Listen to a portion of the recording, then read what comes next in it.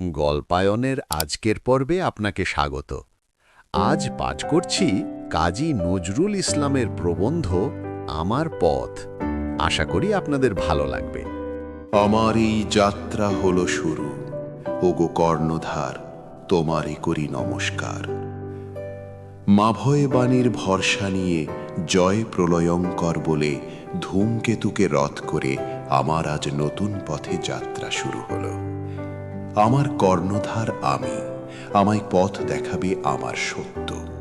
আমি প্রথমে আমার যাত্রা শুরুর আগে আমার সত্যকে সালাম জানাচ্ছি, নমস্কার করছি। যে পথ আমার সত্যের বিরোধী, সে পথ ছাড়া আর কোনো পথই আমার বিপদ নয়। রাজভয়, লোক ভয়, কোনো ভয়ই আমায় বিপথে নিয়ে যাবে না। আমি যদি সত্যি করে আমার সত্যকে চিনে থাকি, যদি আমার অন্তরে মিথ্যার ভয় না থাকে, তাহলে বাইরের কোনো ভয়ই আমার কিছু করতে পারবে না। যার ভিতরে ভয়, সেই তার ভয় পায়। আমার বিশ্বাস, যে নিজেকে চেনে তার আর কাউকে চিনতে বাকি থাকে না। অতএব যে মিথ্যাকে চেনে, সে মিছামিছি তাকে ভয়ও করে না। যার মনে মিথ্যা, সেই মিথ্যাকে ভয় করে। নিজেকে চিনলে মানুষের মনে আপনা আপনি এত বড় একটা জোর আসে যে সে আপন সত্য ছাড়া আর কারুক্ষে কর্নিশ করে না। অর্থাৎ কেউ তাকে ভয় দেখিয়ে পদানত রাখতে পারে না। এই যে নিজেকে চেনা, আপন সত্যকে আপনার গুরু, পথ প্রদর্শক, কাণ্ডারি বলে জানা, এটা দম্ভ নয়, অহংকার নয়। এটা আত্মকে চেনার সহজ স্বীকারোক্তি। আর যদি এটাকে কেউ ভুল করে অহংকার বলে মনে করেন, তবু এটা মন্দের ভালো, অর্থাৎ মিথ্যা বিনয়ের চেয়ে অনেক বেশি ভালো, লাখো গুণে ভালো। অনেক সময় খুব বেশি বিনয় দেখাতে গিয়ে নিজের সত্যকে অস্বীকার করে ফেলা হয়। ওতে মানুষকে ক্রমেই ছোট করে ফেলে, মাথা নিচু করে আনে। ওরকম মেয়েলি বিনয়ের চেয়ে অহংকারের পৌরুষ অনেক অনেক ভালো।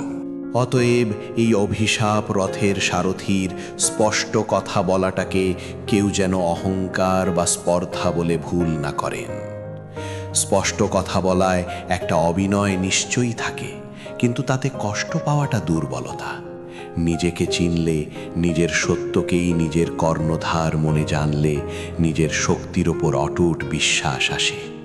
এই স্বাবলম্বন, এই নিজের ওপর অটুট বিশ্বাস করতেই শিখাচ্ছিলেন মহাত্মা গান্ধীজি। কিন্তু আমরা তার কথা বুঝলাম না। আমি আছি এই কথা না বলে সবাই বলতে লাগলাম গান্ধীজি আছেন। এই পরাবলম্বনই আমাদের নিষ্ক্রিয় করে ফেললে। একেই বলে সবচেয়ে বড় দাসত্ব। অন্তরে যাদের এত গোলামির ভাব, তারা বাইরের গোলামি থেকে রেহাই পাবে কি করে? আত্মকে চিনলেই আত্মনির্ভরতা আসে। এই আত্মনির্ভরতা যেদিন সত্যি সত্যি আমাদের আসবে, সেদিনই আমরা স্বাধীন হব, তার আগে কিছুতেই নয়। নিজে নিষ্ক্রিয় থেকে অন্য একজন মহাপুরুষকে প্রাণপণে ভক্তি করলেই যদি দেশ উদ্ধার হয়ে যেত, তাহলে এই ৩৩ কোটি দেবতার দেশ এতদিন পরাধীন থাকত না। আত্মকে চেনা, নিজের সত্যকে নিজের ভগবান মনে করার দম্ভ, আর যাই হোক ভণ্ডামি নয়। এ দম্ভতে শির উঁচু করে, পুরুষ করে, মনে একটা ডোন্ট কেয়ার ভাব আনে। আর যাদের এই তথাকথিত দম্ভ আছে, শুধু তারাই অসাধ্য সাধন করতে পারবে। থাক, ধূমকেতু রথ সম্বন্ধে একটু বলা যাক এখন। শুনেছি নাকি ঝগড়ার আদি নারদ মুনি ঢেকিতে চড়ে স্বর্গ হতে আসতেন, অর্থাৎ তার ওই ঢেকি অমঙ্গল সূচক ছিল। ও ঢেকি দেখা গেলেই মর্তলোকে মনে করত এইবার একটা বিষম ঝগড়া ফ্যাসাদ, মারামারি, কাটাকাটি লেগে যাবে। আর নাকি হতো তাই। আমিও মনে করি কি এই ধূমকেতুই ছিল তার ঢেকি বা অগ্নিরথ।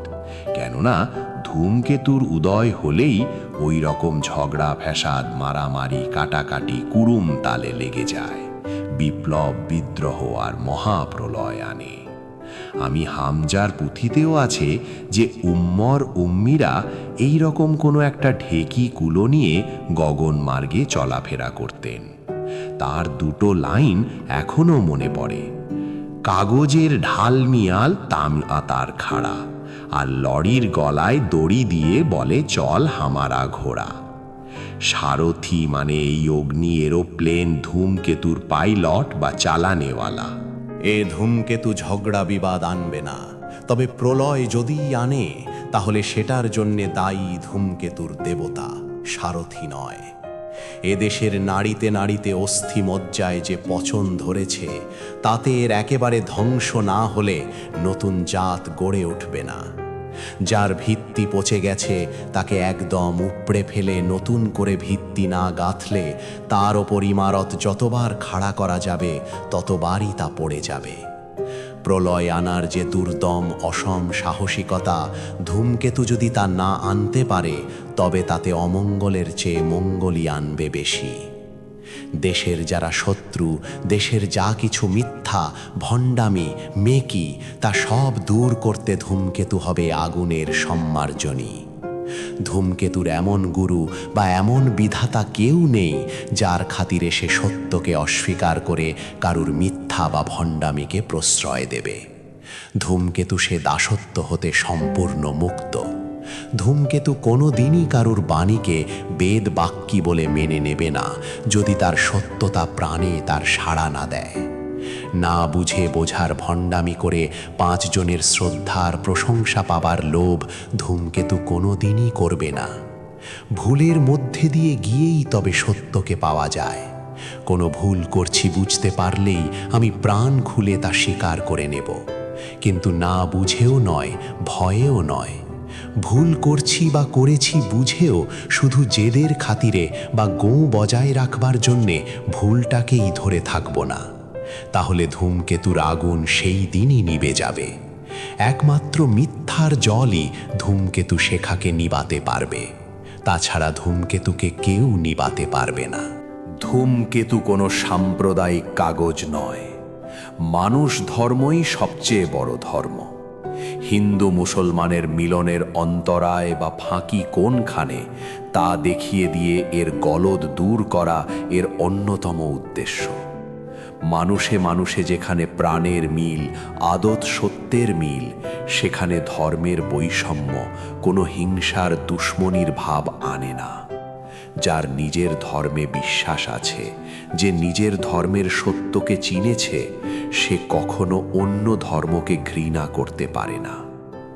দেশের পক্ষে যা মঙ্গলকর বা সত্য, শুধু তাই লক্ষ্য করে আমরা এই আগুনের ঝান্ডা দুলিয়ে পথে বাহির হলাম।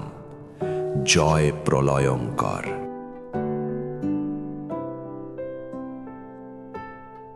আজকের গল্প এখানেই সমাপ্ত। এমনই বাংলা গল্পের অডিও শুনতে গল্পায়নকে সাবস্ক্রাইব করে রাখুন। ধন্যবাদ।